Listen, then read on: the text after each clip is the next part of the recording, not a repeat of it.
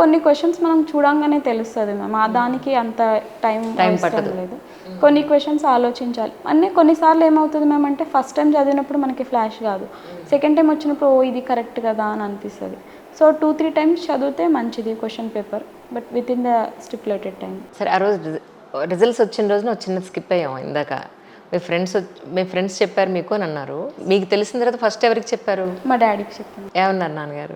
అంటే మా డాడీకి కాన్ఫిడెన్స్ ఉండే, ఇయర్ 300 ర్యాంక్ లోపల వస్తుంది నీది అని చెప్పిండే మా డాడీ.